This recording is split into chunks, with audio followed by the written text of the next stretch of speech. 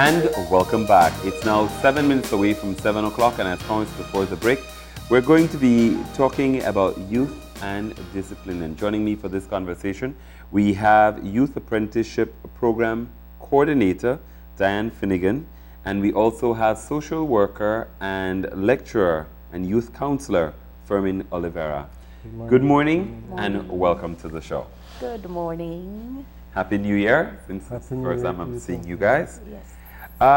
Now, this is something that for a long time we've been talking about our young people and the challenges that so many of them face. And this is a great opportunity for us to look at just the complexity of it, because I think given the fact that you now have the challenges of, or the additional pressure of social media, just the fact that everything can go viral in such a short time, it really toughens the landscape for young people.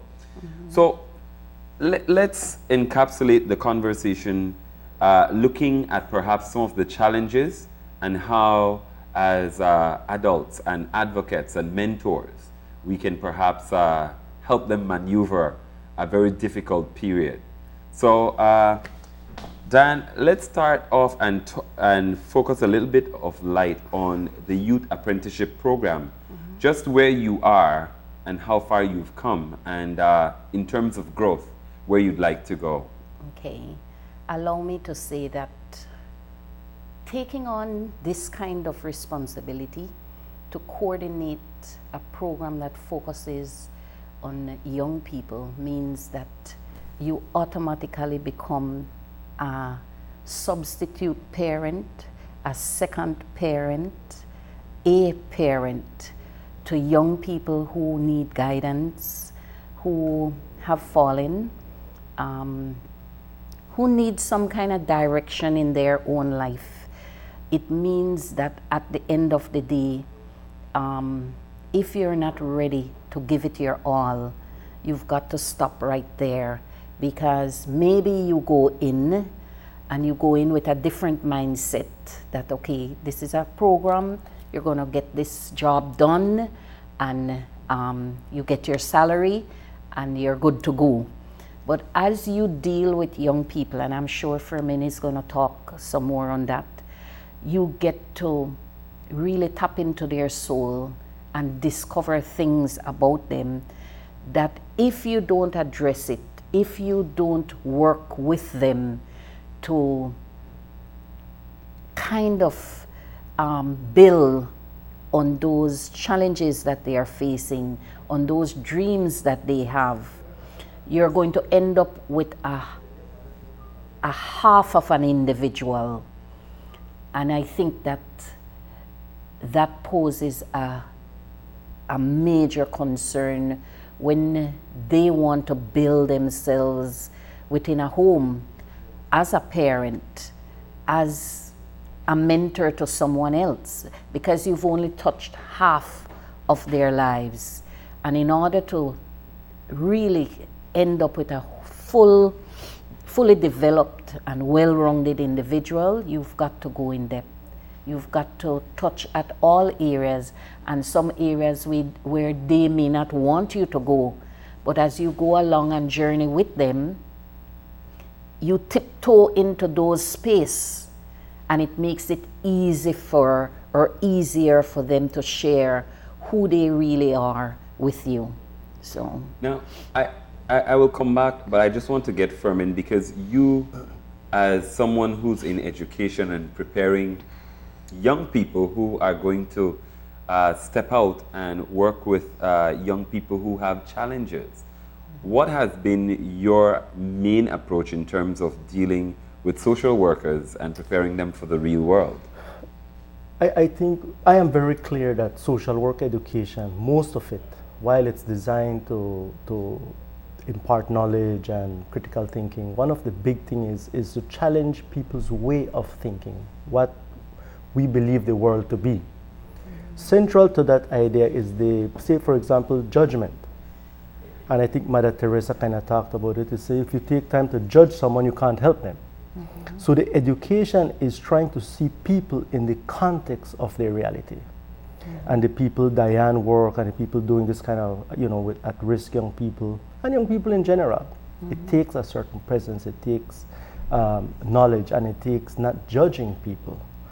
I think I want to, Diane said, children or these young people have fallen through the cracks. So let me share a perspective, is maybe society has created gaps that young people can't reach and attain for whatever reason. And then, so it's a different view as opposed to, well, you fall down, you get up. But if I take responsibility to say, you know what, access an opportunity you didn't have, maybe we need to, and that's what they do, access an opportunity, support. You see, it's perspective. How you see a situation, that's how you'll attempt to address it. And just initially starting, I think when I think about young people and the struggles that they go through, as you presented earlier, what comes to mind is opportunities. What are the outlets? What are the natural environmental opportunities within this system, schools, church, everything, where young people can express, engage? Because it's those that don't do well or compete well that we deal with 14, 15 years later. So. Now, I wanted to look at the fact that globally, a big part of the conversation has to do with trying to have people, anyone, not have their lives determined by their conditions at birth. Are we, as a society, dealing with creating access for all people, regardless of whether you're born in Toledo or in Corozal or in Belize City? Are we creating similar opportunities for them? And why aren't we? Well, if we're not, Diane might see some says or share, but we know, William, that there are disparities. Let me give you an example. You cannot access the same level and quality of health care if you're in Corozal. You go to the hospital, whatever services they are, you need certain levels, you must go somewhere else. The nearest place is Orange Walk or Belize City. That disparity is also in education. It's not a secret. People in rural areas attend schools that are of a different standard and level. I don't care what people tell you. Your best trained teachers and your best schools are in urban settings, Belize City being one of those. So this disparity is there. Now, rural versus aerial as a construction, as a context of where people live, it's not all balance favors one side. It presents opportunities. For example, I think that young people in the rural areas where there's still spaces, I mean, just about every village might have a football field for, say, 5,000 people, or less than that, 2,000 young people in some instances. So there's a good space and opportunity for that sports. Belize City now, I mean, viable spaces where people can access. The schools are using old playgrounds to build more buildings. So there are opportunities that, you lose some, you win some. But there is a disparity, generally. But it's about the opportunities. We need to recognize the deficiencies and then try to give people those opportunities as best as possible. So I think there are disparities, recognizing them, and we need to address those, because if you think about where's the concentration, say, of violence being committed by young people. Some will say, well, poverty. So, well, it's Belize City. That's not a secret.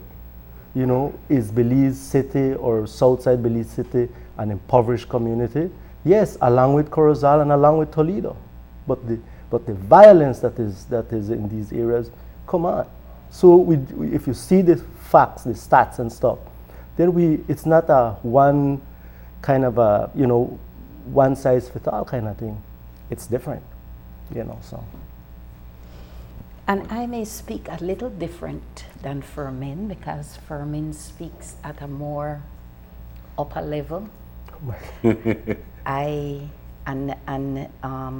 It is understood by a group of people. I will speak more on how people feel generally, and it's more the individuals who are experiencing that kind of separation and difference. We live in a country that is so small, meaning we know everybody,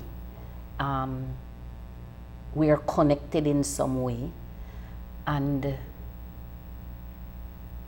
it goes by influence, by connection, and it is those who are within that bracket that normally ends up benefiting and surviving.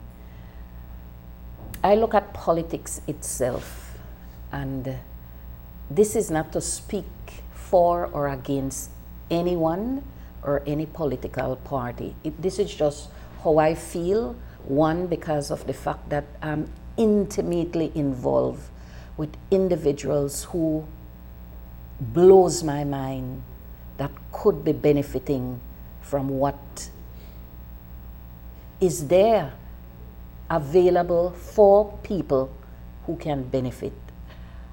I think that an area representative responsibility is to know their community, their constituency. And when I say know, they have to know everybody, from the gunman right down to the most influential. I think that in campaigning, you're supposed to have your database. How many live here, who need housing, who the past is, who is already 16 but does not know how to read and write. And when you go into government, when you are blessed with that privilege to serve people, you take your people with you and you say, these are who I'm fighting for. Because we need to build a bigger literacy school. We need to build 50 out of my constituency don't have any interest in going to school, this, that, they just want music. So we've got to put something in place for them. If they don't think this way, this is why we are losing our society. This is why we are losing our people. Because as adults, we want to dictate their path. We want to say, okay, this is what I'm going to give you, and if you don't want it, well then you need to go your way, because this is what I have in my bag for you. But I'm not interested in what you bring for me. I'm just saying, I want to do my CDs, I want to go up on the street corner and sing, I want to be a poet. And that is why there are places like, okay, the House of Culture, that should focus on the needs of individuals who has no interest in that whole academic and that school avenue. So what I hear you saying, besides all the disparities that we can talk about with health, etc., just opportunities, meeting young people where they are, that's a major challenge that we have. But let's just go right back to the hospital. I can walk in and I have the very same tummy ache that you, George Hernandez, not William, have.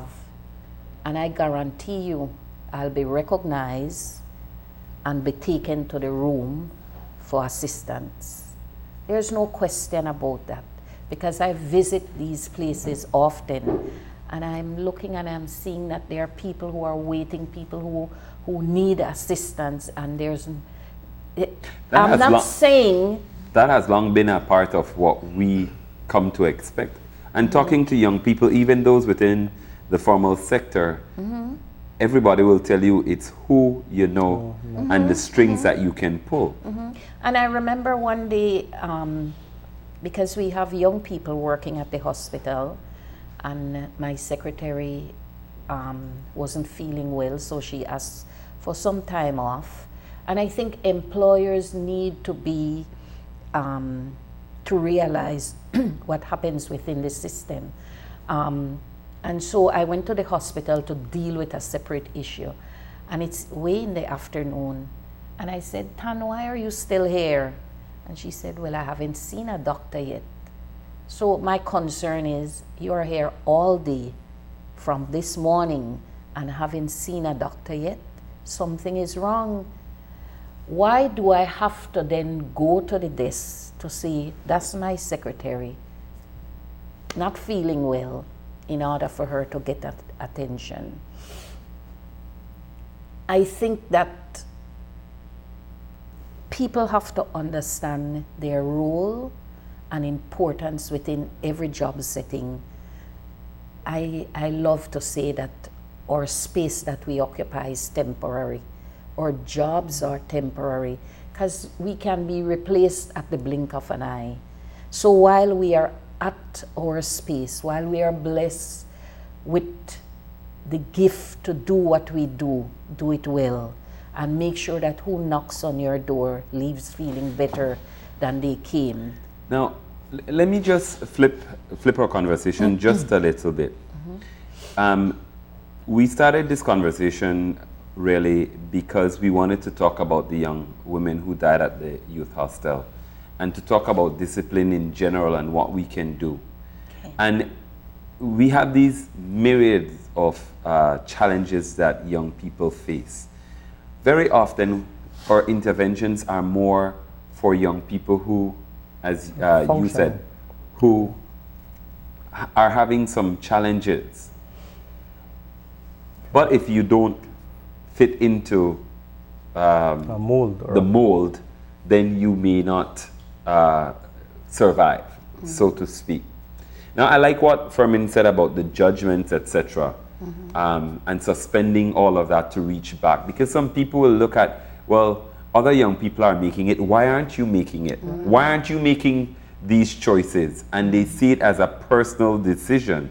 How much of it is personal in terms of the decisions that young people make, that they find themselves in difficult circumstances?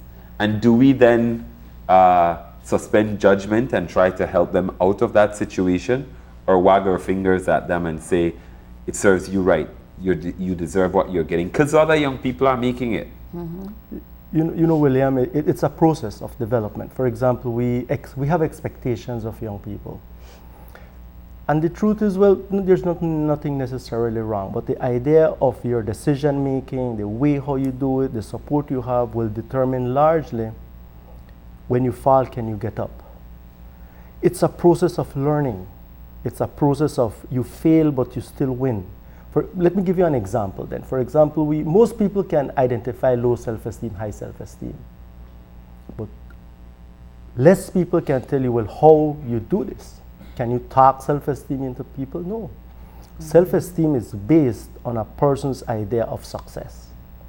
So if you have a young person, say in institutional care, or a young person, you need to be creative enough to give that opportunity or present options to that young person to succeed on little things. They might can't do algebra, they might have done poorly at school, but we recognize that education is different. Pitch it at a level where they can. Would you put a 15-year-old, okay, you need to be a standard 2 with standard 6. What it does to it takes knowledge, it takes purpose. It's not something that you can pre self-esteem into people. It takes action and consistency over time. It doesn't happen overnight. Trust. You see, lots of people that end up in institutions have tons of failures in their lives. They have witnessed failures in their families. It's very difficult to believe that you can succeed when all you have seen is failure. Now, I might have an expectation as somebody who maybe doesn't know much about people in this diet, and I say, well, you should do this, and you should do that, and you should do that, but guess what? My reality is that I have scavenged to survive, and my inclination is to steal when I see that Johnny cake. And I'm telling you these little things because I have worked with kids, and it took years to understand and to help people. Like, I think Diane mentioned something that you can't replace. It's care. If you genuinely feel it and have it, that's what will make things work. That when they break your heart, you will go back again. and try again and try something else, because otherwise you're 8 to 5, you're getting paid all right, well, you drop out, that you know what, we blame the victim. But a 13-year-old, when you reach 13 or 14, those adolescent years, the way you think it's what you have experienced in life. So you know it becomes a very technical profession, that if you marry that with care and people who are passionate to see change. And I cannot accept that in a little country like Diane said, like ours, we have the levels of poverty, of unemployment, of young people in conflict with the law, of young people imprisoned in our institutions. It's unacceptable. It has been this way for 30 years. But we have failed to see things different, and like maybe what Diane alluded to, the approaches that really can work. It's unacceptable. And you can narrow that down. Do we have mestizos, say young people, or other ethnic groups? It's a primarily population of color, William. When will we open our eyes to see we are doing many things wrong? It is not, it needs to be addressed, you know. So people might flag you for that, but you have to see, you can't pretend. In social work, we don't have the luxury to bullshit. I don't know if I can say that word, well, but we have to deal with objectivity. We can't pretend that the world is what it's not, and just hope to bring change. Change is purposeful, and it, you know, so. So whose responsibility is it? Because that's where the world is moving. Like, I will take care of mine, and you have to take care of yours. So whose responsibility? Is it the government's responsibility solely to help those who have fallen and don't seem to be able to get up on their own? Or is it a collective effort where, as community members, we're supposed to look at each other and say, how can I help? Before I answer that, I think what is lacking are warriors, fighters, meaning individuals who would say, you know what, I know Fermin, he vote PUP or he vote VUDP, or he has the skills. If you tap into what Fermin brings to the table, we could solve this, or we could minimize some of the challenge. But one of the things that is lacking in our country, like I said, is the fact that it's about a group of people who belong. And that saddens me, because when we focus on just a group of people who belong and who are similar, we don't get to see what's on the other side and bring to the table the skills and the expertise and the knowledge that is necessary in order to combat what is tearing apart our society. You need all heads to bridge this gap. And there are people who have been educated at, and I will use my friend Devon Gabriel, who was visiting here just the other day, and Devon applied so many places to get a job, from the AIDS Commission right down. My friend Derek, who is in New York right now doing the same thing. Now they are in another man's country doing what they ought to be doing to build Belize. And they're being recognized. As you miss them there on that, in the newspaper, on the media, but in another man's country. And I'm saying, bring them home, because we need them here. And stop putting people in place who serves no purpose just because they wave the right colors. You see, what happens is, because I'm a mom, my children associate with people across the board. And I can't say don't talk to William because he's from the south side. I can't say don't talk to Fermin because he live on Princess Margaret Drive, they journey through life and experience life on their own, which means they'll bring all kinds of people on their journey. And it is my responsibility to get to know them and for them to get to see what my home is all about and how they too can have just what my son or my daughter has. So we've got to bring on board people who could help to minimize some of the challenges that we are facing based on how skilled they are. And William, sometimes we look at what's on the wall, how many certificates and diplomas and masters and thing. And when I started coordinating the apprenticeship program, I felt that I needed to have a manual to do this. And then I realized that what the manual says is contrary to what my soul says. And so I speak from my soul. That's what I do. Because at the end of the day, the classroom can't teach you what you ought to be giving to individuals who are really greedy and in need of that kind of care and mentoring to get them to the next level. But in a world where people aren't always kind, the world isn't always kind. Yes. And we're talking about caring and so many other things. But we also know that when you're dealing with young people, you want consistency, you want tough love at times. Sure. You want a soft hand at other times. I can show you some text messages that I get that I'm so mean. I am, and Miss Finnegan is this and that. And just Friday, I said to them, I said, if I give you your own way, I won't be doing you any good. So if I'm a little hard on you, it's because I love you that much that I already see the path that you will end up. And if I don't grab you now, I myself will shed those tears for you. For example, William, tough love as a concept. Tough love for some people might be you won't get that tablet, you know. And somebody say, oh, they know my parent know I buy me a tablet, and they're hard on, I buy one tablet.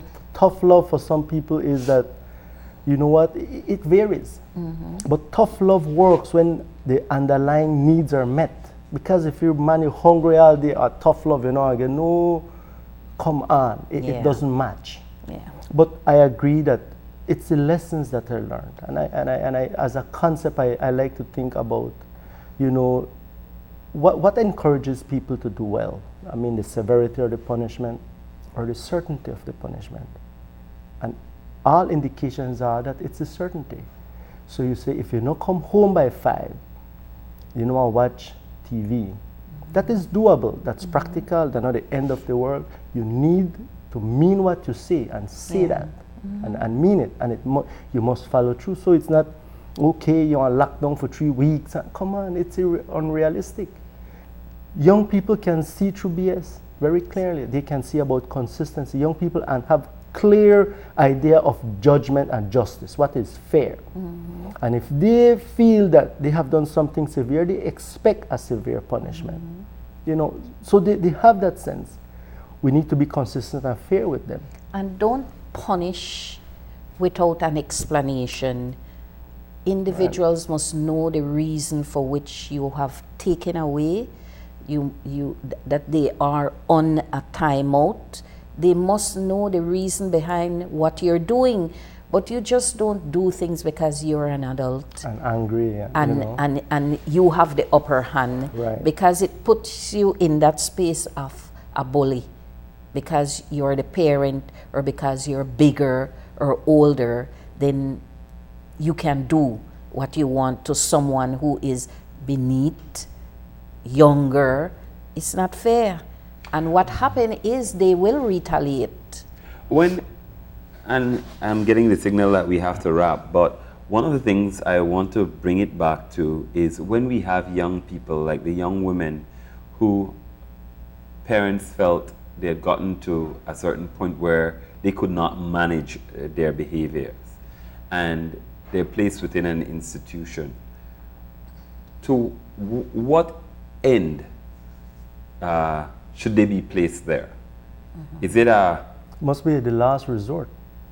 You must exhaust, to my mind, every opportunity to work with that person in the community and in their home. The system must be designed in such a way that it must be made difficult. I am not saying that parents don't cop out, but parents meet legitimate struggles at home, and often they feel like, you know, this is the end. The literature is very clear, William. That's why whenever children fall into the justice system, they seldom come out better than the way they went in. And I am not making this up. They're exposed to all kinds of things within that system. It must be a last resort. Now, I don't want to say, oh, this is justified. No, the system must be set in such a way. And when you take that child into care, you must be providing the highest possible level of care that is expected, not the lowest level. So I would answer that in that way. But do people need this kind of services? Yes, regrettably. You know, can it be improved? I am sure we can. You know, so. And before I make a comment, when you're addressing topics like these, I think it has to go beyond a half an hour, because of the fact that it's bits and pieces of so much. It's just like the work we do with young people. You can't just go in because your 8 to 5 job and expect that you're going to come out fulfilled. It has to be well-rounded in order to get to where you want to go. I'll say responsibility is the key when it comes to these young girls who are burnt. Understanding your purpose and the responsibility you have in order to guide these individuals to come out better than they went in. Parents, again, because oftentimes, even with my program, I have mothers who would come. I'm one of those individuals who don't buy into single parents. And I'll say it, and I may sound mean, because at the end of the day, a parent is a parent, single, connected, whatever. I don't buy into the single parent thing. The moment you have a child, the moment you bring a child into this life, into this world, it means that there are drastic changes you have to do in order to make sure that child survives. Especially knowing where you came from. Your responsibility is to make sure, you hear it all the time, I want to give my child what I didn't have. But what does that mean to you? Is it a tablet? Is it a cell phone? Or is it discipline? Is it morals? Is it building a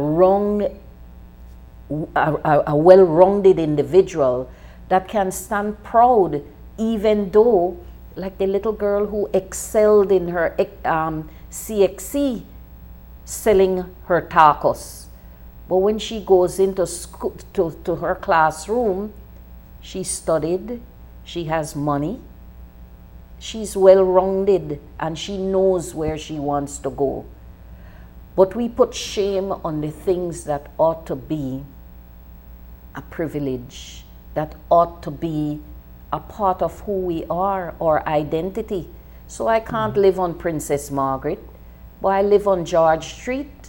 And yes, my house no have the carpet, even have tile, but this is my home. And within these walls, no even Princess Margaret have the love where I have in here. And many days I don't even get to eat. So it is what we consider the source of building an individual if we don't know that, what happens is we end up with young people who still don't understand their purpose and their journey, who are still wandering along because they got taught from a manual that says you have to do this, you have to be that, and if you don't, then the punishment is this. And for me, whatsoever you would do with your child is what you bring into these institutions. And there is no way you would lock up a child in no room with no padlock and not, as I said, it's a topic that you'd have to go in depth into, because there's so many angles to it, and you've got to look at all the angles to come up to the why. Well, and the person who,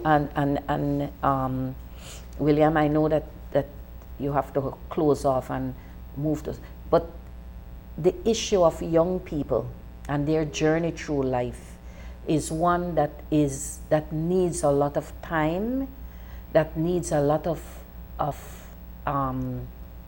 going into in depth to understand the challenges.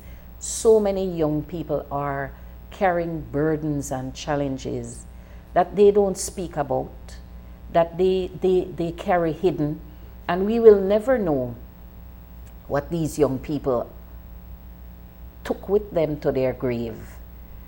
And we may take what they've shared with us, because young people are, they have their own agenda. So I will say, me mad this, me mad that, and this, that, me pad this and that. Nothing no really goes so, you know. Because they want their own way. And they want sympathy. Because I see it in my program, what they can't do with me, they go to Kevin. And then Kevin sympathize, or Kevin reel up with me. And then they end up smiling because they got their own way. You know how to play the system, yes, and people. It's a lot. And I think that is why it is crucial that we bring people on board who are skilled in the area, no matter where they are from. But you have skills in this area, because sometimes one young person need at least a good 2-3 people in their lives to guide them and bring out the greatest part of them. So this is a topic that needs... Well, what we aim to do, at least on this show, is to talk about issues that at least we provide little nuggets or food for thought, so that people can at least use it as a trigger for something else. Because everybody can diagnose the problems, but we need the interventions, and we need committed people as well. And I like the fact that you spoke about warriors, that's what we're in the war for the long haul. And once you have young people still dying, still facing some of the challenges, the work is not done. So thank you both for joining us this morning, and we hope that we provided at least some insight, and we try to get people who may not always say the right things, but say the things that are necessary. So thank you both for joining us this morning. Welcome. Thanks for having us. We're going to go ahead and take a break, and when we come back, we'll look at Taiwanese scholarship opportunities for our young people and how they can maximize this opportunity. Don't go anywhere. Open Your Eyes continues after these messages.